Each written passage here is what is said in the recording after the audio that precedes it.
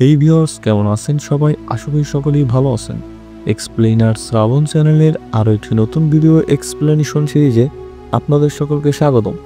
আজকে আপনাদের সাথে এক্সপ্লেইন করতে যাচ্ছি অসাধারণ একটি মালায়ালাম মুভি ভিবেকানন্দন ভাইরালানো। তো চলুন ভিউয়ার্স, বেশি কথা না বাড়িয়ে শুরু করা যাক আজকের মুভির এক্সপ্লেনেশন। মুভির শুরু হয় বিবেককে দেখিয়ে। সে একটা গ্রামের প্রত্যন্ত অঞ্চলে বসবাস করত, কিন্তু কর্মজীবনের তাগিদে শহরে থাকতো। মাসিক অথবা সাপ্তাহিক ছুটিতে আবারও সে গ্রামের বাড়িতে ফিরে আসতো। বিবেক তার মা এবং বউয়ের সাথে বসবাস করত। ওর বাবা মায়ের অনেক আগেই ডিভোর্স হয়ে গিয়েছিল, যার কারণে বিবেকের মা ওর সাথে থাকতো এবং ওর বাবা তার ছোট ছেলেকে নিয়ে থাকতো। মুভিতে বিবেকের চরিত্রটা ছিল এক প্রকার ক্যারেক্টারলেস পুরুষদের মতো। বাড়িতে সুন্দরী বউ থাকা সত্ত্বেও শহরে সে বিভিন্ন মেয়েদের প্রতি আকৃষ্ট ছিল। আবার ছুটিতে বাড়ি ফিরে আসলে নিজের বউ সিতারার সাথে খুবই নির্মমভাবে অত্যাচার করে নিজের শারীরিক চাহিদা মিটিয়ে রাত কাটাতো, যেটা সিতারার পক্ষে সহ্য করা খুবই কষ্টকর ছিল। ও মনে মনে এটা চিন্তা করত যে কখন বিবেক আবার শহরে ফিরে যাবে।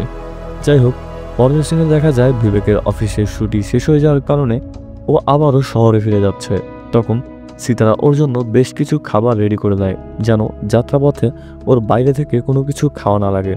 কারণ বিবেক যখনই বাইরের কোনো খাবার খেত তখনই ওর পেটে সমস্যা হতো। বাইরের কোনো খাবারই ও কোনো মতে সহ্য করতে পারতো না। যাই হোক, পরের সিনে দেখা যায় বিবেক সিতারার দেওয়া জিনিসগুলো নিয়ে বাসে করে শহরের উদ্দেশ্যে রওনা দেয়। আর খানিকটা দূর যেতেই বিবেকের নজর পড়ে তার পাশের সিটে বসা সুন্দরী একটা মেয়ের দিকে। এখানে এই মেয়েটাকে দেখার সাথে সাথে বিবেক তার ক্যারেক্টারে ফিরে আসে এবং তার বাদরের মতো মুখটাকে বিভিন্ন রকমের অঙ্গিভঙ্গির মাধ্যমে মেয়েটার নজর কাড়ার চেষ্টা করে, কিন্তু ওই মেয়েটি কোনোভাবে তাকে পাত্তা দিচ্ছিল না। এদিকে এই মহাশয়ের তো ক্যারেক্টার বা পার্সোনালিটি বলতে কিছুই ছিল না, যার কারণে সে ফেলিয়ে মেয়েটির দিকে তাকিয়ে থাকে। এমন সময় বিবেকের সামনের সিটে বসা এক বৃদ্ধ ব্যক্তি বিবেককে একটা ফানি ভিডিও দেখায়, যেখানে দেখা যায় একজন লোক অতিরিক্ত মদ্যপান করে নেশার ভয়ে রাস্তায় বসে একটা কুকুরের সাথে কথা বলছে। আর এমন সময় ওই কুকুরটি তাকে একটি কামড় মেরে বসে। এখানে বিবেকের ভিডিওটি দেখে একদমই শকড হয়ে যায়, কারণ ভিডিওতে থাকা লোকটি আর কেউই নয় বরং বিবেকের বাবা ছিল। কিন্তু সেই বিষয়টা ওই বৃদ্ধ লোকটাকে আর বলে না। ওভাবে এটা বললে হয়তো তার সম্মানহানি হতে পারে। যাই হোক, পরের সিনে দেখা যায় বিবেক তার অফিসে বসে রয়েছে। আর এমন সময় তার কেবিনে দিভিয়া নামে একটা মেয়ে আসে, যাকে দেখে বিবেকের মনে পীড়িতের লাড্ডু ফুটে ওঠে। এখানে দিভিয়া বিবেককে বলে, আমি খুবই ঝামেলায় পড়ে আপনার কাছে এসেছি। আমার বাবা আপনাদের এই অফিসে চাকরি করত, আর সে বেশ কিছুদিন আগে মারা গিয়েছে। কিন্তু মারা যাওয়ার আগে সে লাইফ ইন্স্যুরেন্স করে গিয়েছিল, আর এখন সেই ইন্স্যুরেন্সের টাকাগুলো আমাদের খুবই প্রয়োজন। কিন্তু সেই টাকা পেতে হলে একজন গ্যারান্টার লাগবে, তাই আপনি প্লিজ এটার দায়িত্ব নিয়ে আমার বাবার ইন্স্যুরেন্স লেটারটা অ্যাপ্রুভ করে দিন। এসব শুনে বিবেক দিভিয়াকে বলে, ব্যাস এতটুকু কাজ আর এজন্য এতদিন ধরে ঘুরে বেড়াচ্ছেন? আপনি একদমই চাপ নিয়েন না, আমি এক্ষুনি আপনার বিষয়টা দেখছি। আসলে বিবেক এখানে দিভিয়াকে পটানোর চেষ্টা করছিল, আর দিভিয়া বিবেককে নিতান্তই একজন ভালো মানুষ মনে করছিল। পরের সিনে দেখা যায় বিবেক তার অফিস শেষ করে একজন হোমিওপ্যাথিক ডাক্তারের চেম্বারে এসেছে। বিবেক প্রায় এই ডক্টরের কাছে আসতো তার ট্রিটমেন্ট করানোর জন্য। আর এবার ও এখানে এসেছিল বাইরের খাবার খাওয়ার ফলে ওর যে পেট খারাপ হতো সেই সমস্যার সমাধানের ওষুধ নিতে। আর এবার ডক্টর বিবেককে আগের থেকেও পাওয়ারফুল কিছু মেডিসিন দেয়। এমন সময় বিবেক ডক্টরকে কিছুটা হিসকিচিয়ে বলে, আপনার কাছে কি ওই সেই ওষুধগুলো আছে কিনা? এখানে বিবেকের এমন হাবভাব দেখে ডক্টর খুব ভালোভাবেই বুঝে যায় বিবেক তার কাছে কিসের ওষুধ চাচ্ছে। তখন ডক্টর ওকে দৈহিক মিলনে কিছু ওষুধ বের করে দেয় এবং বলে, এগুলো খুবই স্ট্রং, সাধারণভাবে পানির সাথে মিশিয়ে খেয়ে ফেলো না, এগুলোকে ড্রিঙ্কসের সাথে মিশিয়ে খেতে হবে। এটা শুনে বিবেক তাড়াহুড়ো করে সেখান থেকে বেরিয়ে পড়ে এবং তার শহরের বাড়িতে ফেরার আগে সাথে করে কিছু মদের বোতল নিয়ে নেয়। বাড়িতে ফিরলে দেখা যায় বিবেক এখানে একটা বুড়ি মহিলা এবং তার মেয়ের সাথে রুম শেয়ার করে থাকে। এছাড়াও এই বুড়ি মহিলাকে দেখাশোনা করার জন্য এবং ঘর বাড়ির কাজ করার জন্য বিবেক এখানে একটা কাপলকে কাজে রেখে দিয়েছে। যাই হোক, রাতের বেলায় ওই বুড়ি মহিলার মেয়ে দিয়ানা তার কাজ শেষ করে বাড়িতে আসে। আর আমরা এখানে জানতে পারি বিবেক ও দিয়ানা লিভিনে রয়েছে। দিয়ানা পেশায় ছিল একজন ছোটখাটো অ্যাক্টর।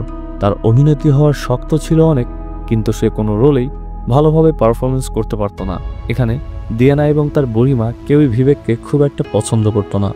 দিয়ানার মা চোখের সামনে বিবেকের এমন বাজে কাজবাজ এবং স্বভাব দেখেও কিছু বলতে পারত না, কারণ সে ছিল শয্যাশায়ী, আর দিয়ানাও বিবেককে ফোর্স করে কিছু বলতে পারতো না, কারণ তার রোজগার খুবই কম ছিল। এদিকে বিবেক প্রায়ই দিয়ানার মায়ের ট্রিটমেন্ট এবং এই সংসার চালানোর জন্য দিয়ানাকে টাকা দিত। তাই দিয়ানা মুখ বন্ধ করেই প্রতি রাতে বিবেকের এই পাশবিক নির্যাতন সহ্য করত, আর বিবেক দিয়ানার এই অসহায়ত্বের সুযোগ নিত। এরপর সিন শিফট হয় এবং দেখা যায় বিবেক দিভিয়ার বাবার সেই ইন্স্যুরেন্স লেটারটা নিয়ে সোজা পার্লারে চলে এসেছে। দিভিয়া একটা ছোটোখাটো বিউটি পার্লারে চাকরি করত। তো এখানে দিভিয়া বিবেককে এভাবে আসতে দেখে খুবই খুশি হয় এবং মনে মনে ভাবতে লাগে বিবেক হয়তো খুবই পরোপকারী এবং একজন ভালো মনের মানুষ। কিন্তু বিবেক যে আসলে ঠিক কেমন ভালো মানুষ তা তো আশা করি আপনারা সবাই ভালোই বুঝতে পারছেন। যাই হোক, বিবেক এখানে দিভিয়াকে তার সাথে কফি খেতে যাওয়ার জন্য রিকোয়েস্ট করে, কিন্তু দিভিয়া বিভিন্ন অজুহাত দেখিয়ে তাকে বারণ করে দেয়। এভাবে ডিরেক্ট অপমানিত হওয়ার পরেও নির্লজ্জ বিবেক দিভিয়াকে নিয়ে কল্পনাতে চলে যায় এবং সেখানেও ভাবতে লাগে ও দিভিয়ার সাথে রিলেশনে আছে এবং ওর সাথে রোম্যান্স করছে। অন্যদিকে দেখা যায় দিয়ানা একটা কফি শপে বসে তার বান্ধবী নিকিতার সাথে কথা বলছে। এখানে দিয়ানা নিকিতাকে ওর এবং বিবেকের মধ্যকার সম্পর্কের কথা বলতে লাগে, যে বিবেক কিভাবে প্রতি রাতে তার সাথে অমানবিক নির্যাতন করে নিজের শারীরিক চাহিদা মেটায়। আর দিয়ানার কাছ থেকে এই পুরো বিষয়টা শুনে নিকিতা কিছুটা শক্ট হয়। এরপর ও দিয়ানাকে বলে, বিবেক যখন তোর সাথে এরকম খারাপ আচরণই করে তাহলে তুই ওকে কেন সহ্য করছিস? আর তাছাড়াও সে তো বিবাহিত, একদিন না একদিন ও ঠিকই তোকে সে নিজের বউয়ের কাছে চলে যাবে। এগুলো শুনে দিয়ানা নিকিতাকে বলে, প্রথম বিষয়টা এরকম ছিল না। আমি আর আমার মা দুজন যেহেতু একা থাকতাম তাই বিবেককে উপরের রুমটা ভাড়ায় দিয়েছিলাম। শুরুর দিকে বিবেক খুবই হেল্পফুল স্বভাবের ছিল, যে কোনো বিপদে সবসময় ওকে পাশে পাওয়া যেত। মাকে ট্রিটমেন্ট করানোর জন্য হসপিটালে নিয়ে যেতে গেলে বিবেক প্রায় আমাদের সাথে যেত। মাঝে মাঝে আমি অফিসে চলে গেলে ও নিজেই মায়ের যত্ন নিত। কখনো কখনো পুরো সংসারের খরচটাই ও একা চালাতো। কিন্তু ওর সব থেকে বড় সমস্যা হলো রাত হলেই ও একদমই পাল্টে যায়। এতটাই খারাপভাবে অত্যাচার করে যা কোনোভাবেই সহ্য করা যায় না। আর আমি চাইলেও এই পরিস্থিতিতে কোনো কিছুই করতে পারছি না, কারণ আমার কাছে কোনো ভালো চাকরি নেই। বুঝে উঠতে পারছি না এই মুহূর্তে আমার আসলে কী করা উচিত। যাই হোক, পরের সিনে দেখা যায় দিয়ানা নিকিতাকে নিয়ে ওদের বাড়িতে এসেছে তার মায়ের সাথে নিকিতার দেখা পাওয়ানোর জন্য। অন্যদিকে দেখা যায় বিবেক গ্রামে এসেছে, কারণ আজকে বিবেকের বাবা মায়ের ম্যারেজ অ্যানিভার্সারি ছিল, যার কারণে ওরা সবাই মিলে বাড়িতে ছোটখাটো একটা পার্টির আয়োজন করেছে। পার্টির শেষে রাতে বিবেক সেই ডক্টর দেওয়া ওষুধ খেয়ে সিতারাকে নিয়ে বেড়ে চলে আসে এবং সিতারা তাকে বারবার বারণ করা সত্ত্বেও বিবেক ওর সাথে জোর জবরদস্তি করতে শুরু করে। এমন সময় দিয়ানার নাম্বার থেকে বিবেকের ফোনে কল আসে, আর সেটা রিসিভ করতেই দিয়ানা বিবেককে বলে, আম্মা মারা গিয়েছে, আমি কোনোভাবেই নিজেকে সামলাতে পারছি না। আর এখানে আপাতত এমন কেউ নেই যে এই মুহূর্তে আমাকে মায়ের শেষকার্য করতে সাহায্য করবে, তাই প্লিজ তুমি বাড়িতে চলে আসো। কিন্তু বিবেক ওকে ডিরেক্ট বারণ করে দেয়। ও দিয়ানাকে বলে, আমি এখন গ্রামের বাড়িতে আছি, এই মুহূর্তে শহরে ফেরা কোনোভাবেই সম্ভব না। আমি কিছু টাকা পাঠিয়ে দিচ্ছি, এলাকাবাসীদেরকে নিয়ে তুমি তোমার মায়ের অন্তিম সংস্কার শেষ করে ফেলো। এসব শুনে দিয়ানা বিবেককে আর কিছু না বলেই কলটা কেটে দেয় এবং পরদিন নিকিতা আর আশেপাশের বেশ কিছু প্রতিবেশী লোকদেরকে নিয়েও তার মায়ের অন্তিম সংস্কার শেষ করে ফেলে। এর বেশ কিছুদিন পর বিবেক শহরে ফিরে আসে এবং বাড়িতে ঢুকে প্রথমে সে দিয়ানার মায়ের ছবিতে ফুলের মালা পরিয়ে দেয়। এরপর কিছু সময় কষ্ট পাওয়ার অনেক নাটক করে দিয়ানার কাছে চলে যায় এবং তার নোংরা মানসিকতার প্রতিফলন ঘটানোর জন্য দিয়ানাকে ফোর্স করতে শুরু করে। কিন্তু এবার দিয়ানা বিবেকের উপর বেশ ক্রুদ্ধ হয় এবং বিবেককে বলে, তুমি মানুষ নাকি জানোয়ার? একটা মানুষ কীভাবে সবসময় একই রকম মেন্টালিটি নিয়ে থাকতে পারে? এসব শুনে বিবেক প্রচণ্ড রেগে যায় এবং ও দিয়ানার গায়ে হাত তুলে ওকে মারধর করতে লাগে। কিন্তু একটা পর্যায়ে বুঝতে পারে যে ও যেটা করছে সেটা ভুল হচ্ছে, তাই ও দিয়ানাকে ফোর্স না করে বলে, আচ্ছা ঠিক আছে, চলো আজকে আমার মতো নয়, বরং তোমার যেভাবে ভালো লাগে আমরা সেভাবেই এনজয় করবে। পরের জন্য দেখা যায় নিকিতা দিয়ানাকে একটা ভিডিও দেখাচ্ছে, যেখানে দেখা যায় বিবেক দিভিয়ার সাথে স্কুটিতে ঘুরে বেড়াচ্ছে। নিকিতা দিয়ানাকে বলে, বিবেক তোমার সাথে থাকার পাশাপাশি এই মেয়েটার সাথেও ফ্লার্ট করছে। কিন্তু দিয়ানা নিকিতার কথা একদমই বিশ্বাস করতে পারছিল না। এদিকে নিকিতা বিবেকের পুরো বিষয়টা ভালোভাবে বুঝে গিয়েছিল, তাই ও বিবেকের বিরুদ্ধে আরও বেশ কিছু প্রমাণ গুছিয়েছিল। নিকিতা সেই বাকি সব ডকুমেন্টসগুলো দিয়ানাকে দেখায়, আর এসব দেখে দিয়ানার কাছেও পুরো বিষয়টা ক্লিয়ার হয়ে যায়। বুঝতে পারে যে বিবেক এখন এই মেয়েকে তার নতুন শিকার বানাতে চাচ্ছে, আর ওর সাথে যে নির্মম অত্যাচারগুলো বিবেক প্রতি রাতে করে থাকে সেগুলো এখন বিবেক দিভিয়ার সাথেও করতে চাচ্ছে। আর এগুলো ভেবে দিয়ানা নিকিতাকে বলে এভাবে আর চলতে পারে না, আমি বিবেককে নতুন করে আর কোনো মেয়ের সর্বনাশ করতে দেব না। তখন নিকিতা দিয়ানাকে বলে এরকম নরপিশাচদের শিক্ষা দেওয়ার জন্য আমার কাছে একটা ভালো আইডিয়া আছে, তুমি যদি সম্মতি দাও তাহলে আমি বিবেককে এবং বিবেকের মতো আরও বাকি সকল পুরুষদেরকে একটা উচিত শিক্ষা দিতে পারি। এটা শুনে দিয়ানা নিকিতার কথায় রাজি হয়ে যায়। পরের সিনে দেখা যায় দিয়ানা এবং নিকিতা বাসে করে কোথাও একটা যাচ্ছে, আর এমন সময় বিবেক দিয়ানাকে কল দেয় এবং জিজ্ঞেস করে কোথায় আছো তুমি। তখন দিয়ানা বিবেককে মিথ্যা কথা বলে যে আমি আমার একটা বন্ধুর গ্রামের বাড়িতে যাচ্ছি, আর সেখানে নেটওয়ার্কের অনেক সমস্যা রয়েছে, তুমি চিন্তা করো না, আমি 2-1 দিনের মধ্যেই বাড়িতে ফিরে আসব। আসলে এখানে দিয়ানা বিবেককে মিথ্যা কথা বলেছিল। ও এবং নিকিতা বিবেকেরই গ্রামের বাড়িতে এসেছিল যাতে করে ওরা সিতারার সাথে দেখা করে বিবেকের মুখোশটা তার সামনে খুলতে পারে। এদিকে বিবেক যখনই শুনে যে দিয়ানা 2-1 দিনে বাড়িতে ফিরবে না আর বাড়ি পুরো ফাঁকা থাকবে, তখন ওর মাথায় একটা কুমতলব চলে আসে। ও দিবিয়াকে যেন তেনভাবে ম্যানেজ করে নিজের বাড়িতে নিয়ে আসে এবং সবার মতো ওর সাথেও একইভাবে জোর জবরদস্তি করার চেষ্টা করে। কিন্তু দিবিয়া কিছুটা সাহসী ছিল, ও বিবেককে এমনটা করতে বাধা দেয় এবং ওকে ফেলে দিয়ে সেখান থেকে চলে আসে। এমন সময় ওদের বাড়ির কাজের মহিলা সেখানে এন্ট্রি নেয় এবং এই পুরো বিষয়টা নিজের চোখে দেখে ফেলে, কিন্তু এতেও এই নিকৃষ্ট বিবেক একটু লজ্জিত বোধ করে না। অন্যদিকে দেখা যায় দিয়ানা এবং নিকিতা বিবেকের বাড়ি খুঁজতে খুঁজতে অবশেষে সিতারার কাছে এসে পৌঁছেছে এবং ওরা দুজন সিতারার কাছে বিবেকের ক্যারেক্টারটা খুব সুন্দরভাবে উপস্থাপন করে। এখানে দিয়ানা এবং নিকিতার মুখে বিবেকের নামে এসব সুন্দর সুন্দর কথা শোনার পরে সিতারা একদমই শক্ট হয়ে যায়। ও ভাবতে লাগে যে বিবেক তাহলে শুধু তার জীবনই নয় বরং আরও অনেক মেয়ের জীবন নিয়ে খেলা করছে এবং নতুন নতুন মেয়েকে তার ফাঁদে ফেলে তাদের জীবন নষ্ট করার নেশা মেতে উঠেছে। যাই হোক, সিতারাকে এসব খুলে বলার পর দিয়ানা ওকে বলে আমরা চাই বিবেককে ওর পাপের উপযুক্ত শাস্তি দিতে এবং সেজন্য আমাদেরকে তোমার সাহায্য করতে হবে। এটা শুনে সিতারাও মনে মনে এক কথায় রাজি হয়ে যায়, কারণ বাইরে যেসব মেয়ের সাথে বিবেক এসব অপকর্ম করছে তাদের সাথে তো বিবেক শুধু রিলেশনই রয়েছে, কিন্তু সিতারা তো তার ওয়াইফ। এভাবে যদি চলতে লাগে তাহলে একদিন না একদিন ওদের সাংসারিক জীবন শেষ হয়ে যেতে পারে। এখানে নিকিতা ওকে বলে তুমি যদি এখনও বিবেকের বিরুদ্ধে কোনো পদক্ষেপ না নাও এবং আমাদের সঙ্গ না দাও তাহলে ভবিষ্যতে বিবেক হয়তো আরও অনেক নিষ্পাপ মেয়ের জীবন নষ্ট করে দেবে। আর এসব দেখে শুনেও যদি তুমি চুপ থাকো তাহলে আমাদের আর কিছুই করার নেই, তুমি এভাবেই বিবেকের টর্চার সহ্য করো।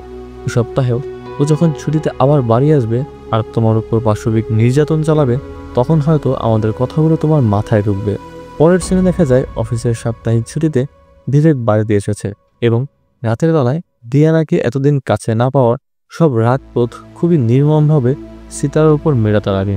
আর এইবার এই নির্মম অত্যাচার সহ্য করার পর সিতারার মন মানসিকতা পুরোপুরিভাবে চেঞ্জ হয়ে যায়।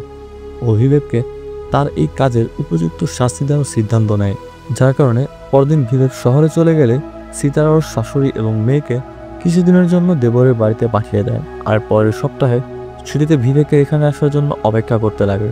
আর এভাবে বেশ কিছুদিন অপেক্ষা করার পর বিবেক পরবর্তী ছুটিতে বাড়ি ফিরে আসে এবং ঘরের ভিতরে ঢুকতেই ওর চোখ পুরো কপাল উঠে যায়, কারণ ঘরের মধ্যে সিতারা, দিয়ানা এবং নিকিতা তারা তিনজনই বিবেকের জন্য অপেক্ষা করছিল। আর তারা সুযোগ বুঝে বিবেকের ওপর হামলা করে ওর হাত পা বেঁধে ফেলে।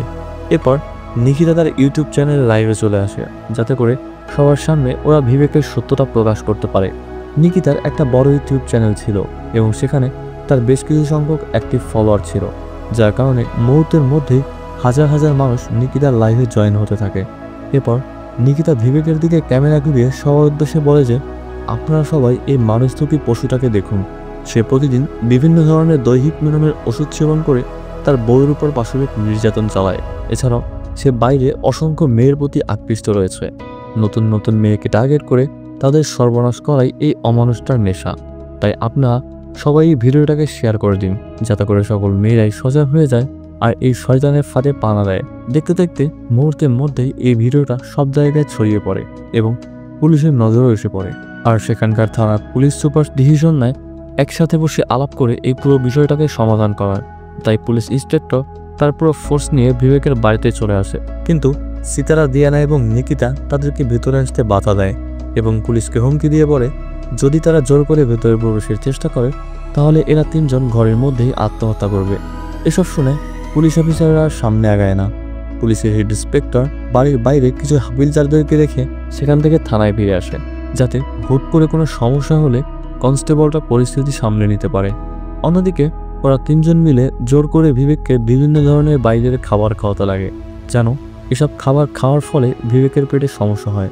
এদিকে বিবেক বারবার চেষ্টা করছিল ওদের হাত থেকে ছুটে এখান থেকে পালিয়ে যাওয়ার জন্য, কিন্তু ও কোনোভাবেই ওদের সাথে পেরে উঠছিল না। আর এই পুরো বিষয়গুলো তখনও লাইভের মাধ্যমে সবাই দেখতে পাচ্ছিল। আর এই লাইভ ভিডিও দেখে মহিলা সংগঠনের লিডার বিবেকের বাড়ির সামনে এসে বিবেকের বিচার দাবি করে এবং তার কর্মীদেরকে নিয়ে সেখানে আন্দোলন শুরু করে। বিষয়টা এতটাই বড় হয়ে গিয়েছিল যে এই সমস্যার সমাধান করার জন্য পুলিশ ইন্সপেক্টর সেখানকার এমএলএকে নিয়ে আসে পরিস্থিতি স্বাভাবিক করার জন্য।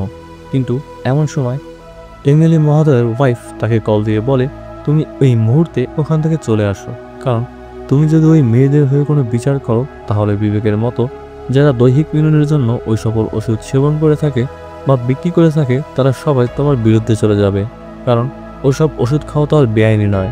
আবার তুমি যদি বিবেকের পক্ষে কোনো রায় দাও তাহলে মহিলা সংগঠন এবং মহিলা প্রমোশনগুলো তোমার বিরুদ্ধে চলে যাবে, তাই ওখান থেকে চলে আসাটাই তোমার জন্য বেটার হবে। এসব শুনে এমএলএ ভাবতে লাগে আমার বউ তো আসলে ঠিক কথাই বলছে, তাই সে আর এক পা সামনে না গিয়ে পিছনের গলি থেকে কেটে পড়ে। অন্যদিকে ঘরের মধ্যে আমরা দেখতে পাই এখনও নিকিতার ইউটিউব চ্যানেলে লাইভ চলছে, কিন্তু সিতারা এরকম পরিস্থিতি দেখে বেশ অনেকটাই ঘাবড়ে গেছে। ও দিয়ানাকে বলে, এখন তো সবাই আমাদের সাপোর্ট করছে, কিন্তু পরবর্তীতে বিবেক যখন এখান থেকে পরিত্রাণ পাবে তখন তো আমাকে মেরেই ফেলবে, তাই আমাদের উচিত এই লাইভ ভিডিওটা এখানেই বন্ধ করে দেওয়া। এমন সময় ওরা তিনজন বাইরে বেশ কিছু মানুষের শোরগোল শুনতে পায় এবং তারা উঠে গিয়ে বিষয়টা দেখার আগে বিবেকের বাবা জোর জবরদস্তি করে ঘরের মধ্যে ঢুকে পড়ে। এরপর সে নিকিতাকে বলে, এই লাইভটা এভাবেই চালু রাখো, আমি সবার উদ্দেশ্যে কিছু কথা বলতে চাই। এরই মধ্যে সেখানে আমিনী নামের একজন মহিলা আসে। বিবেকের বাবা কোনো একটা সময় আমিনীর সাথে রিলেশনশিপে ছিল।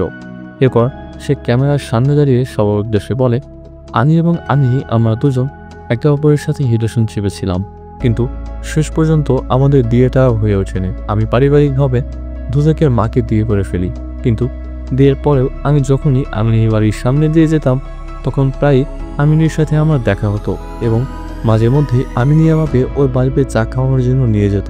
কিন্তু গ্রামবাসী যখনই এই বিষয়টা দেখতে পায় তখন তারা পুরো বিষয়টাকে অন্যভাবে ঘুরিয়ে দেয়। তারা মনে করতে লাগে আমি এবং আমিনী হয়তো এখনও রিলেশনশিপে রয়েছি। আর এই বিষয়টা যখন বিবেকের মা জানতে পারে তখন সে কোনো কিছু না ভেবেই আমাকে ডিভোর্স দিয়ে দেয়। এখানে আমি সবার উদ্দেশ্যে ব্যাস এতটুকুই বলতে চাই, মানুষ আমাদের পিছনে অনেকে অনেক কথাই বলবে, আমাদেরকে বিভিন্নভাবে ক্ষতি করার চেষ্টা করবে, কিন্তু প্রয়োজনের সময় তারা কেউই আমাদের পাশে থাকবে না। আমাদের সমস্যা আমাদেরই সমাধান করতে হবে। কোনো কিছুর জন্য নিজের অসুবিধা হলে নিজেরই সেখানে রুখে দাঁড়িয়ে তার প্রতিবাদ করতে হবে। এরপর আমিনী দিয়ানা এবং সিতারাকে বলে, এখানে আসলে দোষ তোমাদের দুজনের। আমি এবং বিবেকের বাবা 7 বছরের রিলেশনে ছিলাম, কিন্তু সে আজ পর্যন্ত আমাকে কখনো স্পর্শ করেনি। প্রতিটি মেয়ের মধ্যেই এতটুকু হিতাহিত বোধ থাকে যে সে তার স্বামী বা পার্টনারের সামনে নিজেকে ঠিক কেমনভাবে উপস্থাপন করলে তার স্বামী তাকে সম্মান করবে এবং তাকে কখনোই অসহায় মনে করবে না। যদি তুমি তোমার স্বামী বা পছন্দের মানুষের কাছে নিজেকে একদম উজাড় করে তার সামনে অসহায়ের মতো দাঁড়িয়ে চুপচাপ সব মেনে নাও, তাহলে যে কেউ তোমার এই অসহায়ত্বের সুযোগ নিয়ে জোর জবরদস্তি করে তোমার উপর সবকিছু চাপিয়ে দিতে চাইবে। আর তোমরা যদি নিজের উপর ডিপেন্ডেন্ট থেকে নিজের মধ্যে বিশ্বাসটাকে যে কোনো পরিস্থিতিকেই শক্ত হাতে সামনে নিতে পারো, তাহলে দেখবে জোর জবরদস্তি করা তো দূরের কথা, কেউ তোমাদেরকে নিয়ে এসব কথা মাথায় আনারও চিন্তা করবে না। এসব শুনে দিয়ানা এবং নিকিতা সেখানে থাকা সবার উদ্দেশ্যে বলে, আমরা এখন থেকে আর বিবেকের সাথে থাকতে চাই না। না আমরা একদমই অসহায় হয়ে পড়েছি, আর না আমরা কোনো কাঠের পুতুল যে আমাদেরকে যখন যেভাবে মনে চাইবে ও সেভাবে চালাবে, যার কাছে আমাদের কোনো পদও নেই, আমরা তার সাথে থাকতে চাই না। এসব বলে দিয়ানা এবং নিকিতা সেখান থেকে চলে যায়। আর এরপর আমাদের মুভির মেইন চরিত্রের নায়ক মিস্টার ক্যারেক্টারলেস বিবেকের হাত খুলে দেওয়া হয়। এরপর মুভির সেই দৃশ্যে আমরা দেখতে পাই বিবেক ক্যাম্প থেকে শহরে যাওয়ার সময় প্রায় বাসে বসে যে মেয়েটাকে উত্তপ্ত করত সে পুলিশ স্টেশনে এসেছে এবং বিবেকের নামে কমপ্লেন করছে। আসলে এতদিন তার মধ্যে অন্যায়ের বিরুদ্ধে রুখে দাঁড়ানোর মতো সাহস ছিল না, কিন্তু নিকিতার লাইভ ভিডিওর মাধ্যমে বিবেক, দিয়ানা এবং সিতারার পুরো বিষয়টা দেখার পর সে তার মধ্যে নিজের আত্মবিশ্বাস খুঁজে পেয়েছে। সেও অন্যায়কে প্রতিরোধ করা শিখে নিয়েছে। এই মুভিটার মাধ্যমে আমাদেরকে দুটো মেসেজ দেওয়া হয়েছে। প্রথমটা হচ্ছে চোর 10 দিন চুরি করলে একদিন না একদিন সে গৃহস্থের হাতে চিপি ধরা পড়বে। এবং দ্বিতীয়টা হচ্ছে প্রতিটা মানুষেরই উচিত নিজের মধ্যে সৎ সাহসটাকে যে কোনো পরিস্থিতি মোকাবেলা করা এবং কারোর সামনে নিজেকে এতটাও অসহায় না হওয়া যাতে করে মানুষ তার দুর্বল পয়েন্টগুলো দেখে তার অসহায়ত্বের সুযোগ নিতে পারে। আর এই লাইফ লিসনের মধ্যে দিয়েই এই অসাধারণ মুভিটি এখানেই সমাপ্তি ঘটে। তো ভিউয়ার্স, আজকের গল্পটা আপনাদের কাছে কেমন লাগলো আপনারা অবশ্যই সেটা কমেন্টের মাধ্যমে জানাবেন। আর ভিডিওটি ভালো লাগলে অবশ্যই চ্যানেলটি সাবস্ক্রাইব করে আমাদের পাশেই থাকবেন এই চ্যানেলের নতুন নতুন ভিডিও সবার আগে পাওয়ার জন্য। তো ভিউয়ার্স, আজকের মতো এতটুকুই। সবাই ভালো থাকবেন, সুস্থ থাকবেন। আল্লাহ হাফেজ।